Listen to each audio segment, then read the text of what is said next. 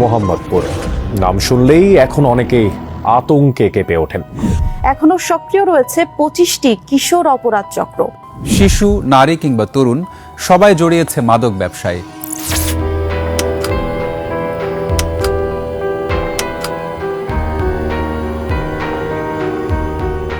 মোহাম্মদপুর ঢাকার পশ্চিম দিকের পরিচিত আবাসিক এলাকা, একসময় যার পরিচয় ছিল ইতিহাস, স্থাপত্য আর মধ্যবিত্তের আবাসস্থল হিসেবে। আজ সেই মোহাম্মদপুরের আরেকটি পরিচয় অপরাধের রাজ্য।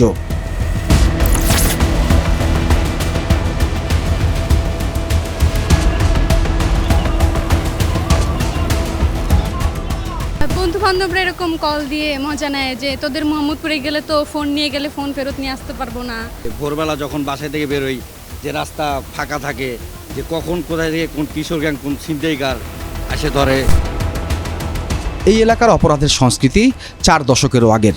সময় যত গেছে বদলেছে অপরাধী আর অপরাধের ধরনও। তবে 2024 সালের 5 আগস্টের পরে দুর্বল পুলিশিং, ভঙ্গুর রাজনৈতিক অবস্থার সুযোগে গোলাগুলি, সংঘর্ষ, ছিনতাই, কিশোর গ্যাং, চাঁদাবাজি আর মাদকের অপ্রতিরোধ্য বিস্তারে বারবার আলোচনা এসেছে এলাকাটি।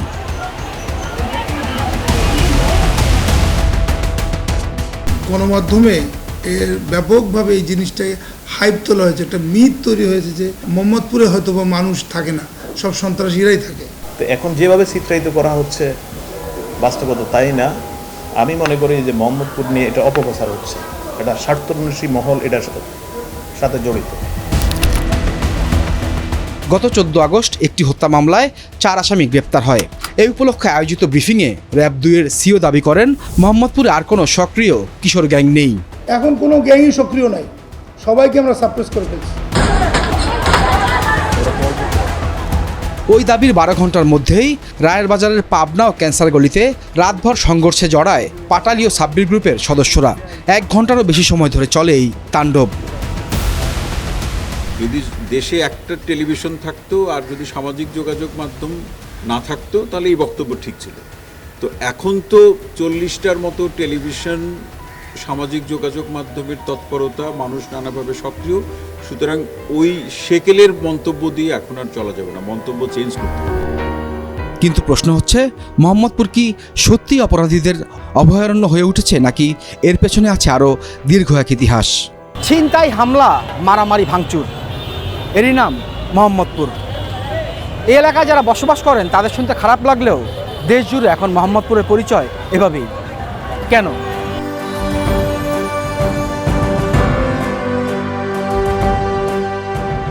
এই এলাকার গল্প কিন্তু অপরাধ দিয়ে শুরু হয়নি। মোহাম্মদপুরের ঐতিহ্য 350 বছরেরও বেশি পুরনো। ইতিহাস বলছে মোগল আমলে মানুষের বসবাস শুরু হয় এই এলাকায়। 1608 সালে ইসলাম খান ঢাকাকে বাংলার রাজধানী করার পর শহরটি বুড়িগঙ্গা এবং তুরাগ নদীর তীর ঘেঁষে বাড়তে থাকে। ঢাকার বিস্তারের সঙ্গে এই অঞ্চলেও মানুষের বসতি গড়ে ওঠে। ঢাকার নগরায়ন বুড়িগঙ্গার তীরে শুরু হলেও মোহাম্মদপুর এলাকার স্থায়ী অবকাঠামো শুরু হয় 1680 সালে নির্মিত এই 7 গম্বুজ মসজিদের মাধ্যমে। 1700 দশকের এই মুঘল স্থাপনাটি আজও সেই সময়ের সাক্ষ্য হয়ে দাঁড়িয়ে, যেন মনে করিয়ে দেয় আজকের ব্যস্ত নগরীর এই অংশ একসময় ছিল সম্পূর্ণ ভিন্ন এক ভূদৃশ্য। মোহাম্মদপুরের ইতিহাস ক্ষুদ্র ক্ষুদ্র অংশে উঠে এসেছে বিভিন্ন লেখকের বইয়ে। ঢাকার ইতিহাস সমৃদ্ধ বই এবং গবেষণা গ্রন্থ পর্যালোচনা করে দেখা যায় 1947 সালে দেশভাগের পরে ঢাকার পশ্চিমাংশ মানে তেজগাঁও, ধানমন্ডি, লালমাটি আস্তে আস্তে ধনী ও ক্ষমতাবানদের আবাসন এলাকা হয়ে ওঠে। কিন্তু প্রতিবেশী মোহাম্মদপুর তখন ছিল নিচু, বন্যা কবলিত এক অবহেলিত এলাকা।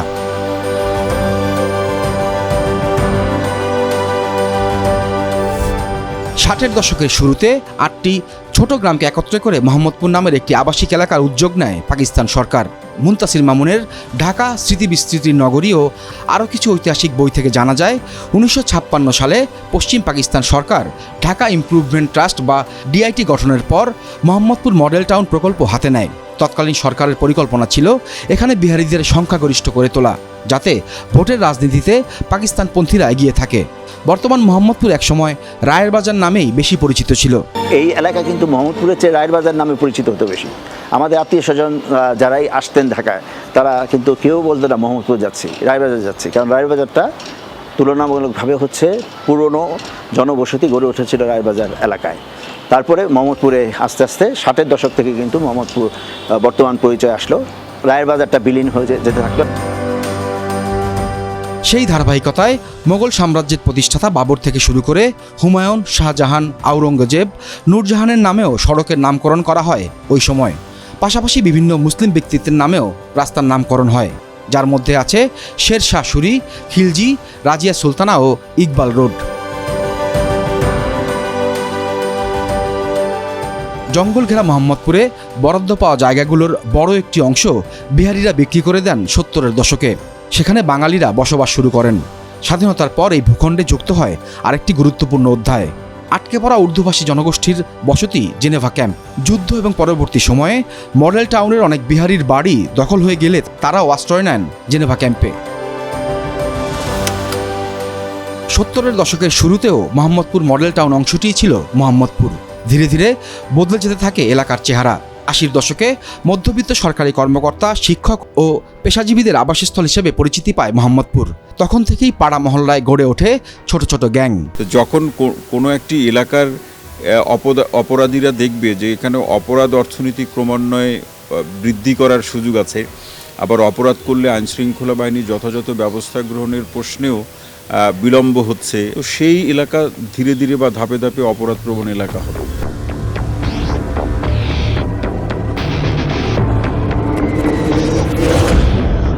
মোহাম্মদপুরের সেই ছোট অপরাধী দলগুলো 80 ও 90-এর দশকে বড় হতে থাকে। 1991 সালে রাজনৈতিক সরকার ক্ষমতায় আসার পরে চাঁদাবাজি ও টেন্ডারবাজি নিয়ে খুন ও গোলাগুলি হতো হরহামেশাই। গণমাধ্যমের তথ্য বলছে, আরেক শীর্ষ অপরাধী সুব্রত বাইনের 7 স্টার গ্রুপের আলোচিত ক্যাডার ছিলেন তোফায়েল আহমেদ ওরফে জোসেফ। সাবেক সেনাপ্রধান আজিজ আহমেদের ভাই জোসেফ মোহাম্মদপুরের বড় একটি অপরাধী দলের নেতৃত্ব ছিলেন। তার আরেক ভাই হারিস আহমেদ ও আনিস আহমেদও তখন হত্যা মামলায় অভিযুক্ত ছিলেন। জোসেফের সাথে ছিলেন সানজিদুল ইসলাম ইমন, তার শ্যালক নাইম আহমেদ টিটন ও ইমামুল হাসান হেলাল ওরফে পিচ্চি হেলাল। পরে ইমন ও হেলাল আলাদা হয়ে যান। 1999 সালে ইমনের লোকজনের হাতে খুন হন জোসেফের আরেক ভাই সাইদ আহমেদ টিপু। 2000 সালের আগের 7 বছরে আধিপত্য বিস্তার নিয়ে অন্তত 7 জন খুন হন মোহাম্মদপুরে।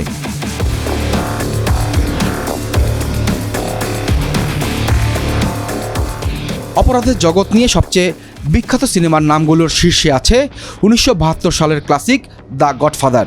সিনেমাটিতে অপরাধ শুধু বন্দুকের শক্তি নয়, পরিবার, আনুগত্য, অর্থ, সম্পর্ক আর ক্ষমতা সব মিলিয়ে তৈরি হয় একটি নেটওয়ার্ক।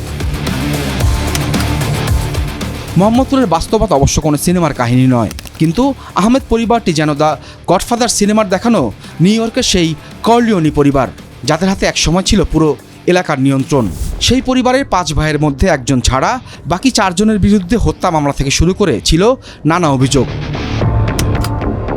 বিএনপি নেতৃত্বাধীন 4 দলীয় জোট সরকারের আমলে 2001 সালে শীর্ষ অপরাধীদের একটি তালিকা প্রকাশ করে পুলিশ। এই তালিকায় মোহাম্মদপুরেরই 4 জনের নাম উঠে আসে।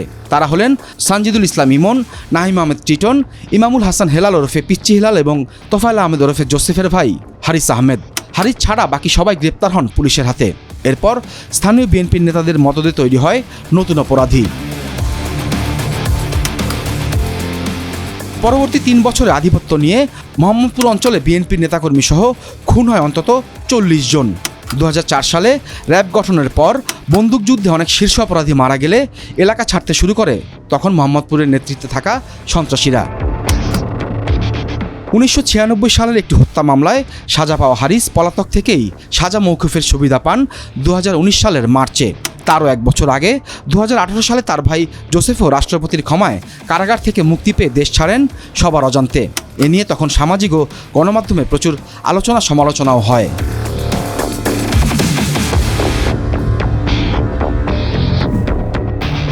দু 2009 সালে আওয়ামী লীগ সরকার ক্ষমতায় আসার পরে অপরাধের নতুন যাত্রা হয় মোহাম্মদপুরে। বাড়তে থাকে কিশোর গ্যাং। দেশের বিভিন্ন এলাকা থেকে ঢাকায় আসা নিম্ন আয়ের মানুষের কম খরচে থাকার জায়গা হয়ে ওঠে বসিলা, আদাবর, চাঁদ উদ্যান, ঢাকা উদ্যান, বাঁশবাড়ি বস্তি, খালপাড় বস্তি, পানি উন্নয়ন বোর্ড বস্তি সহ নানা এলাকা। নতুন গজিয়ে ওঠা হাউজিং, জমি দখল আর রাজনৈতিক প্রশ্রয়ে উদ্বাস্ত এসব মানুষ ও তাদের সন্তানেরা সহজেই জড়িয়ে পড়েন অপরাধে। এইখানকার মোহাম্মদপুর আদাবরে বিগত সময়ে যারা এমপি মন্ত্রী ছিল এবং এখানের কাউন্সিলর ছিল, এরা হচ্ছে নানান রকম জায়গা দখলকে কেন্দ্র করে, তারপর হচ্ছে মাদক সিন্ডিকেটকে কেন্দ্র করে তাদের অঞ্চলের ভোলা বরিশালের নানান মানুষকে আইনে এখানে বাসস্থান করছে। বাবা মাটি কাটে, কিন্তু ছেলেটা তো বেকার, ছেলেটার তো বয়স কম। সেই ছেলেটা কি করতেছে? সেই ছেলেটা বেকার থাকার কারণে বাড়তি সময় সে একটা গ্রুপের সাথে সম্পৃক্ত হচ্ছে।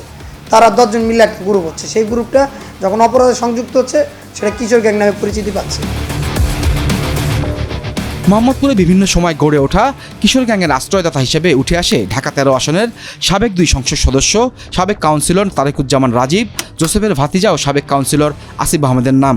এছাড়াও সাবেক এক সংসদ সদস্যের PS বিপ্লব, স্থানীয় যুব ও ছাত্রলীগের অনেক নেতাই নানা কাজে ব্যবহার করেছেন কিশোর গ্যাং। আগস্ট আওয়ামী সরকার পতন পর্যন্ত চলছিল এভাবেই। 5 তারিখের পরে যখন তারা পালায়া যাওয়ার পরে তাদের যে পৃষ্ঠপোষকতা যারা ছিল, যারা তাদেরকে টাকা পয়সা দিত, আইনে সহযোগিতা করতো, এটা তারা পাচ্ছিল না। যখন তারা পাচ্ছিল না, তখন তারা নিজেরাই তাদের মতো করে বিভিন্ন জায়গা, বিভিন্ন সরকারি জায়গায় রিক্সার গ্যারেজ, নার্সারি, মাদক বিক্রি কেন্দ্র তৈরি করছে। ওইখান থেকে তারা ভালো টাকা পাচ্ছে।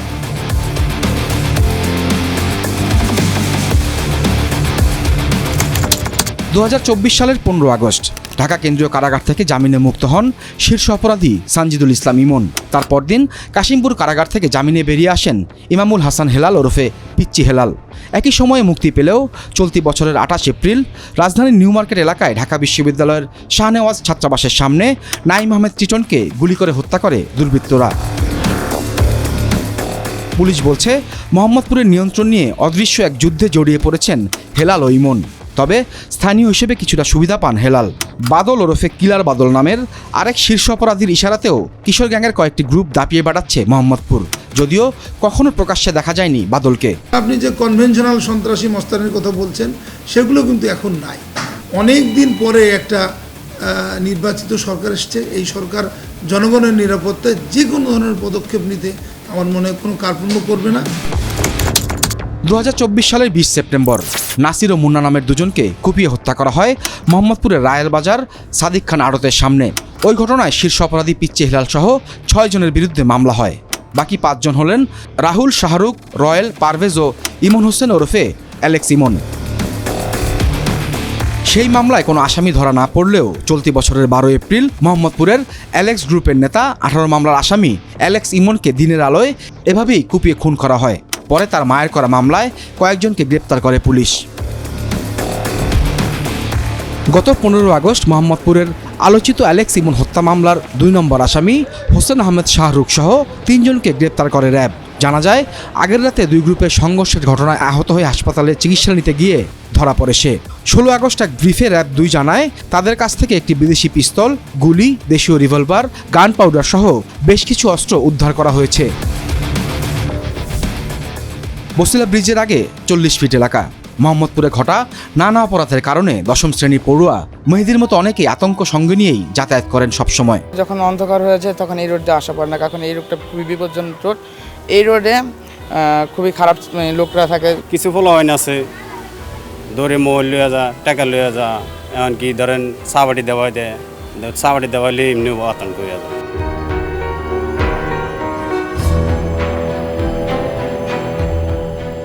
ঢাকা এলাকাভেদে প্রতি কিলোমিটারে থাকেন 25 থেকে 45 হাজার মানুষ। তবে শুধু মোহাম্মদপুরে এই সংখ্যা 70 হাজারেরও বেশি। জনঘনত্বের শীর্ষে থাকা এই এলাকা অপরাধীদের জন্য অনুকূল বলে মত আইন শৃঙ্খলা রক্ষাকারী বাহিনীর। যেখানে বসবাস করার কথা 1 লক্ষ জনগণ, সেখানে বসবাস করে প্রায় অলমোস্ট 20 লক্ষ জনগণ বসবাস করে। তো এই যে হিউজ লোক সংখ্যা, 8টা বস্তি, তাদের কোনো নির্দিষ্ট রোজগারের কোনো উৎস নাই। তাছাড়া ডেভেলপিং এরিয়া, আন্ডার কনস্ট্রাকশন অনেক বিল্ডিং আছে, বিভিন্ন শ্রমিক বিভিন্ন এলাকা থেকে আসছে, বিভিন্ন জায়গা জমির বিরোধ আছে। ছোট বড় মিলিয়ে অন্তত 30টি হাউজিংয়ের অবস্থান মোহাম্মদপুরে। মধ্যবিত্তের আবাসনের হাউজিং এলাকাগুলো ওপর থেকে দেখতে ভালোই লাগে, কিন্তু নিচ থেকে দেখলে আরেক রূপ। একটা হাউজিং গ্রুপ 10-20 জনকে যদি তারা ফিট করে এবং তাদের কাছে রাখে, তারা কিন্তু একটা গ্রুপ ক্রিয়েট করলো, তাকে আর কাউকে চাঁদা দিতে হচ্ছে না, তারই নিজস্ব একটা গ্রুপ আছে। মূল সড়ক থেকে ছোট্ট গলি ধরে এগোলে নিম্ন আয়ের মানুষের বসবাসের বিশাল সব এলাকা, 1, 1.5, 2 তলা থেকে নানা আকারের বাড়ি। এমন এলাকা মোহাম্মদপুরে আছে 8টি, অনেকেই ডাকেন বস্তি নামে। এই এলাকার নাম হাড্ডিপট্টি। বসিলা মোড় থেকে গাবতলী যাওয়ার পথে বেরিবাঁধের পাশেই এই পকেট এলাকা। বেড়িবাঁধ, চাঁদ উদ্যান ও ঢাকা উদ্যান সহ আশেপাশে নানা অপরাধে জড়িতরা সহজেই ঢুকে যায় এই ঘিঞ্জি এলাকায়। দৃষ্টিসীমায় কেবল ছোট ছোট গলি আর পানি। পুলিশের চোখে মাদক কারবারিদের জন্য এটি এক আদর্শ জায়গা। মোহাম্মদপুর লাগোয়া এই এলাকা আবার পড়েছে দারুস সালাম থানায়। 2025 সালের জুনে এখানেই পিটিয়ে হত্যা করা হয় ছিনতাই অভিযুক্ত 2 যুবককে। এ নিয়ে এখনও কথা বলতে চায় না স্থানীয়রা কেউই। সবার চোখে মুখে এক অজানা আতঙ্ক। পিটাই মারছিল ওই সময় আপনি ছিলেন না এখানে, মানে এলাকায় ছিলেন না? বাইরে চলে আসছি। বাইরে ছিলেন। পুলিশের খাতায় মোহাম্মদপুরে 2024 সালের 6 আগস্ট থেকে অক্টোবর পর্যন্ত লিপিবদ্ধ হয়েছে 10টি হত্যা, 2টি ডাকাতি, 8টি ছিনতাই এবং 4টি অপহরণের ঘটনা। আনুষ্ঠানিক অভিযোগ না থাকলেও এই সময় ছিনতাই ও কিশোর গ্যাংয়ের মারামারির ঘটনা অগণিত। এর আগের 2 বছর অর্থাৎ 2023 ও 2022 সালে নানা অপরাধ হলেও হত্যার ঘটনা ছিল কম।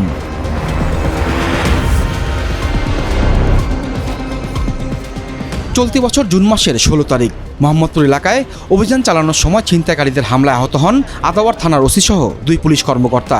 ওই দিন বিকেলে বেড়িবাঁধ এলাকায় এ ঘটনার মাত্র কয়েক ঘন্টা আগে এক বিকাশ এজেন্টকে হামলা করেছিল ছিনতাইকারীরা।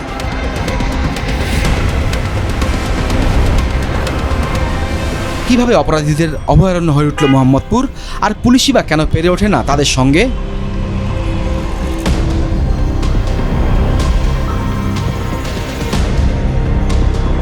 আসলে মোহাম্মদপুর কেন্দ্রিক যে অপরাধ এবং এই যে একটি ভয়ের জায়গা তৈরি হয়েছে, এটার কি কি সুবিধা অপরাধীরা পাবে, আপনাদের বিশ্লেষণটা কি যদি বলতেন আমাদের।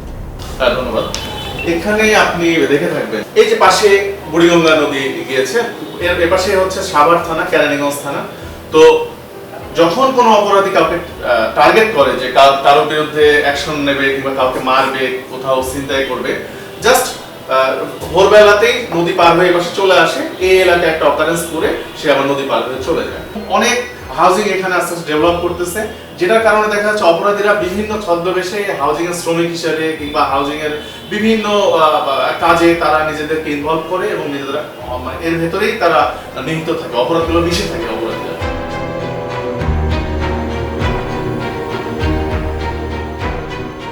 মোহাম্মদপুর কেন্দ্রিক অপরাধ হলে আইনশৃঙ্খলা বাহিনী প্রায়শই বলে যে ওই পাশ থেকে অপরাধ করে এই নৌপথে এই দিকে চলে আসে অপরাধীরা, এবং তারা অন্য থানা হওয়ায় সহজে ধরতে পারেন না। তবে বেশ কিছু ঘটনায় কিন্তু এই কেরানীগঞ্জের এই পাশ থেকে অপরাধীদের এই মোহাম্মদপুর থানা পুলিশ কিংবা এই জায়গার যে আইনশৃঙ্খলা বাহিনী তারা গ্রেফতার করেছে। তা আমরা একটু সরজমিনে দেখতে চাই আসলে নৌপথের সুবিধা কিংবা অসুবিধাগুলো কী রয়েছে।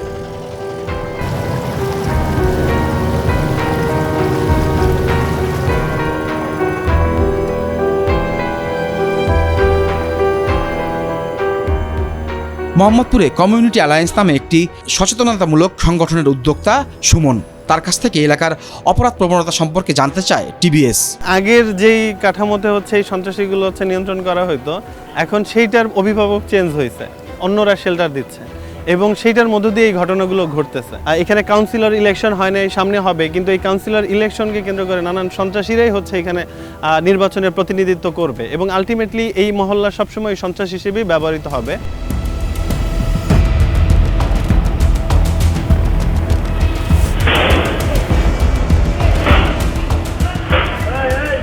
26 জুলাই ভোরের ঘটনা। নবীনগর হাউজিংয়ের 4 নম্বর রোডের নীরবতা চিরে হঠাৎ তাণ্ডব। একটি গ্যারেজে হামলা চালায় বেপরোয়া কিশোর গ্যাংয়ের সদস্যরা।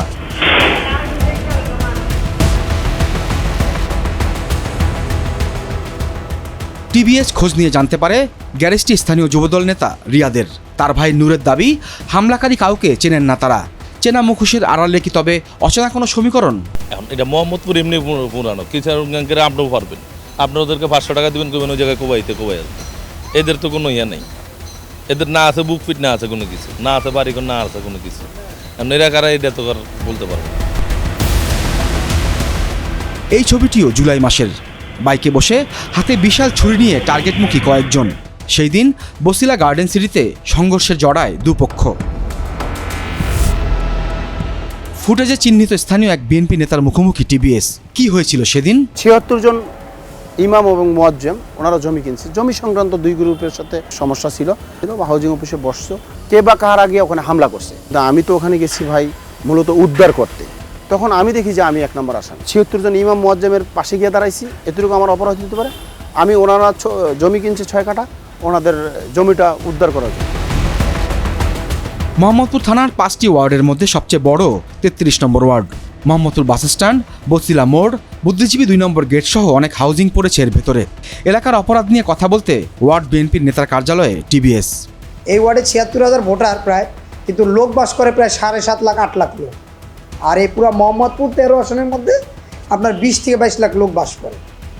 তো এই 20-22 লাখ বাস করে, আর এখানে আইন শৃঙ্খলার পরিস্থিতি আপনার নিয়ন্ত্রণে কীভাবে করবেন? এখানে মাত্র পুলিশ সংখ্যা 170 জনের মতো। 20টিরও বেশি গ্যাং সক্রিয় মোহাম্মদপুরে। এর মধ্যে বিভিন্ন সময় আলোচনা এসেছে পাটালি গ্রুপ, লেভেল হাই গ্রুপ, কবজি কাটা আনোয়ার গ্রুপ, সাব্বির গ্রুপ, ডাইল্লা গ্রুপ, অ্যালেক্স গ্রুপ, গাংচিল গ্রুপ, লঠেলা গ্রুপ, ভাইব্বা লকিং গ্রুপ ও ঘুটাদে গ্রুপ। টিবিএসের অনুসন্ধানে উঠে আসে সাম্প্রতিক পাটালি, কবজি কাটা আনোয়ার ও সাব্বির গ্রুপই জড়িয়েছে সবচেয়ে বেশি সংঘর্ষে। 5 আগস্টের পর ক্ষমতার দ্বন্দ্বে ভেঙে যায় পাটালি গ্রুপ। বিচ্ছিন্ন হওয়া একটি গ্রুপের নেতৃত্ব দিচ্ছেন ফালান, আরেকটির ফরহাদ। এছাড়া সাব্বিরের নেতৃত্বে তার গ্যাং চালায় আরমান ও শাহরুখ। এরাই সম্প্রতি বোটঘাট এলাকায় দিনের আলোয় অস্ত্র নিয়ে জড়িয়েছে সংঘর্ষে। ওনারা ঘটনা স্থানে আসে, 10 মিনিট পরে আসে দেখে কেউ নাই, ঠান্ডা। তো ওইখান থেকে আমাদের মনে একটু সংকোচ বোধ হয় যে প্রশাসনেরও কিছু না কিছু লোক হয়তো বা ডিসি জড়িত না, কিন্তু ডিসি সাহেব যাকে পাঠিয়েছে সে হয়তো তাদের সাথে সম্পৃক্ত আছে, তা নাহলে তাদেরকে সতর্ক কে করলো? ঘটনার পরে আমি যখন আমার নলেজে আসবে তখনই তো আমি পুলিশ পাঠাবো। আর এই ধরনের নেক্সাস বা এই ধরনের কারোর কাছে যদি কোনো ধরনের সম্পর্ক থাকে, সে আমার এই মোহাম্মদপুর থানা থাকবে, পুলিশে থাকবে। 2024 সালে জামিন পাওয়ার পর স্থানীয় জাতীয় পর্যায়ের বেশিরভাগ নেতার সঙ্গে পিচ্চি হেলালের গভীর সখ্যতার প্রমাণ মেলে সামাজিক মাধ্যমে। স্থানীয়রা জানান পাটালি ও সাব্বির গ্রুপ এখন চলে পিচ্চি হেলালের নির্দেশনায়। এছাড়া হেলালের ঘনিষ্ঠ লোক হিসেবে পরিচিত সম্প্রতি গ্রেপ্তার হওয়া 32 মামলার আসামি মনোয়ার হোসেন জীবন ওরফে লেদু হাসান, এক্সেল বাবু, আলী কাউসার মিন্টু এবং বহিষ্কৃত মহানগর যুবদল নেতা জাহিদ মোড়ল। গত 28 জুলাই মোহাম্মদপুরের অন্যতম ত্রাস বিএনপি থেকে বহিষ্কৃত মনোয়ার হোসেন জীবন ওরফে লেদু হাসানকে বিএনপি নেতা আবুল বাশার ওরফে বাদশাহ হত্যা মামলায় গ্রেপ্তার করে র্যাব। লেদু হাসানি বাদশাকে হত্যার জন্য মূল হত্যাকারী পারভেজকে অস্ত্র সরবরাহ করেছিল।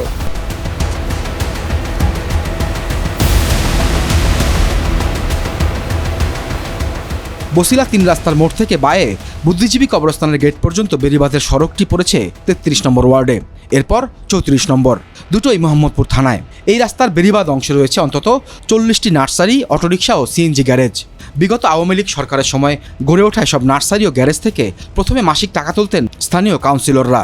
তবে 5 আগস্টের পরে বদলে গেছে সেই চিত্র। মাসিক নেয় কারা নেয় মানে এটা কি 5 আগস্টের পরে হয়েছে? আগে তো ছিল কমিশনার আন্ডার, তখন আর কোনো সমস্যা ছিল না আমাদের। এখন সমস্যা, এখন সন্ধ্যার পর থাকাই যায় না। মাসে কত করে নেয়? মাসে 8,000 টাকা নেয়। পুলিশের কাছে আপনারা বলেন নাই? কোনো লাভ নেই, কোনো লাভ নেই। আজকে ওরা দৌড়ে নিয়ে যাবে, পরশু দিন ছেড়ে দিবে, তখন কি করবো আমরা? এমনকি স্থানীয় শ্রমিক দলের এক নেতাও আতঙ্কে অস্থির মাসিক চাঁদা দেওয়ার প্রসঙ্গে। আমরা কিছু বলতে যাই, পুলিশ আবার ওদের কিছু পয়সা খাই বইলা দেয়, তোরা আমার ওইটা কইছে, বা আপনার নাম কবি, আপনার কবিরে ওইটা কইছে, মানে বইলা দিলে এরা আবার আমাদের মাইকিং করতে গেলে আমাদের 8,000 টাকা বাড়া দেয়। 8,000 এই 5 আগস্টের পরে এই এরা টাকা না, আগে আওয়ামী লীগ সরকার থাকতো আমরা বাড়া দিছি, এখন তাদের অনেক কিছু পোলা পাইনে নেই। বসিলা 3 রাস্তার মোড় থেকে মোহাম্মদপুর বাস স্ট্যান্ড পর্যন্ত সড়কের ফুটপাতের প্রতিদিন দোকান বসে অন্তত 200টি। প্রতি মাসে এক একটি দোকান থেকে চাঁদা নেওয়া হয় 3,000 টাকা করে। 1976 সালে গঠন হওয়া মোহাম্মদপুর থানা 50 বছরের মাথায় ভার বইছে ঢাকার সবচেয়ে অনিরাপদ এবং অপরাধপ্রবণ থানা হিসেবে। মাদক, অস্ত্র ছিনতাই এমন সব ঘটনা এই থানার নিয়মিত মামলা। আমরা কথা বলতে চাই এখানে যিনি ভারপ্রাপ্ত কর্মকর্তা আছেন তার সাথে। যেটা বলা হয়েছে এটা হলো তাহলে অপরাধীকে উৎসাহিত করা, পুলিশকে নিরুৎসাহিত করা, একটা মানে এটা ব্লেম দেওয়া, মানে মানে কোনো অফিসার কাজ করতে গেলে তাকে স্টপ করে দেওয়া, তার উদ্দীপনাকে নষ্ট করে দেওয়া। যে চাঁদাবাজিগুলো হয় মানে সাইলেন্টলি, সেগুলো তো আমাকে আপনাকে বলে হয় না, ঠিক আছে? যারা চাঁদা দেয় তারা কেন চাঁদা দেয়? আবার ধরেন ভিক্টিমাইজড হয়েছে, কিন্তু তারা পুলিশের কাছে আসছে না, র্যাবের কাছে আসতেছে।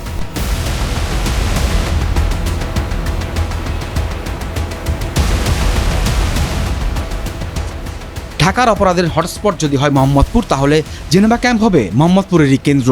স্থানীয় বাসিন্দারা ঠাট্টা ছলে বললেও বিষয়টি আসলে তেমনই।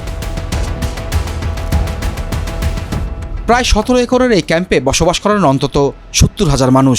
সীমিত নাগরিক সুবিধা, শিক্ষার স্বল্পতা সহ নানা অসুবিধাও রয়েছে আটকে পড়া উর্দুভাষীদের এই ক্যাম্পে। তো আমাদের পরিষ্কার পরিচ্ছন্নর জন্য গাড়ি গুড়ি লাগবে, হয়তো আমাদের সিটি কর্পোরেশন থেকে কোনো প্রবলেম সলভ হবে এরকম কোনো না। মেন প্রবলেম হলো আমাদের পানি।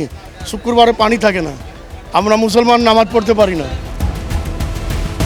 জেনেভা ক্যাম্পের 1 থেকে 1.5 কিলোমিটারের মধ্যে রয়েছে ঢাকার বহু নামকরা শিক্ষা প্রতিষ্ঠান। দিনে রাতে নানা জায়গা থেকে যাতায়াত করতে হয় শিক্ষার্থী অভিভাবকদের। যখন মোহাম্মদপুর ঘিরে এত আলোচনা হয়, এত সমালোচনা হয়, এত অপরাধ বিষয়ক খবর হয়, তখন কি সেই প্রভাব পড়ে না এই স্টুডেন্টদের উপরে কিংবা তাদের অভিভাবকদের উপরে? আমরা এই নিয়ে কথা বলতে চাই কয়েকজনের সঙ্গে।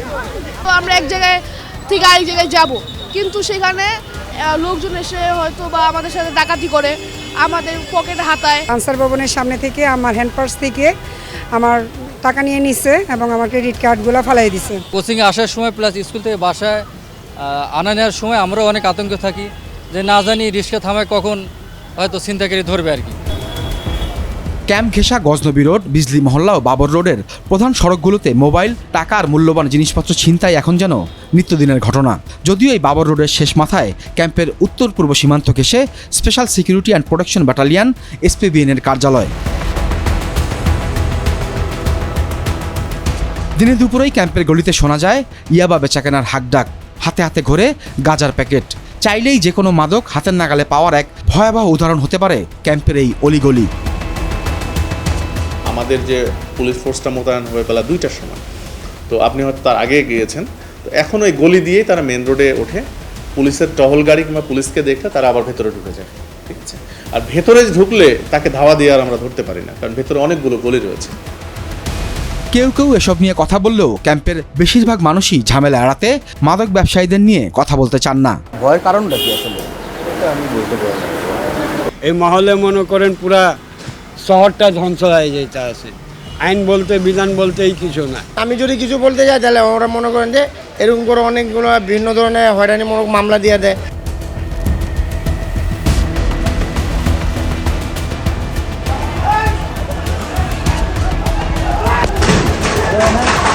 আধিপত্য বিস্তার, মাদক ব্যবসা নিয়ন্ত্রণ এবং রাজনৈতিক প্রভাব বজায়ে 2024 সালের 5 আগস্টের পরে দফায় দফায় সংঘর্ষে জড়ায় জেনেভা ক্যাম্পের বিভিন্ন গ্রুপ।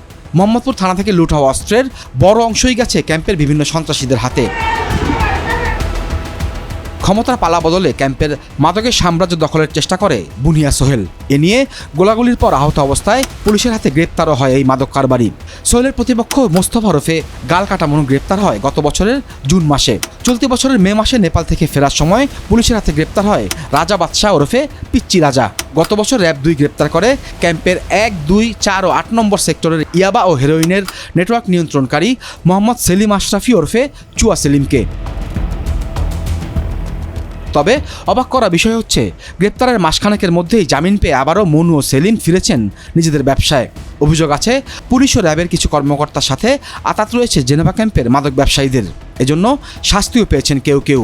অপরাধীদের পক্ষে প্রক্রিয়াকে ব্যবহার করার যে প্রক্রিয়াগত যে অপরাধ, এই অপরাধ তো আইন শৃঙ্খলা বাহিনীর যারা দায়িত্বে আছেন তাদের কেউ কেউ করছেন, সবাই করছেন সেটা আমরা বলছি না, কেউ কেউ করছেন। এই ঘটনাগুলো সাথে যারা এরকম জড়িত আমরা পেয়েছি তদন্ত করে, তাদের বিরুদ্ধে আমরা অলরেডি ব্যবস্থা নিয়েছি এবং তাদের বিভাগীয় শাস্তিমূলক ব্যবস্থা আমাদের ডিপার্টমেন্ট থেকে নেওয়া হয়েছে।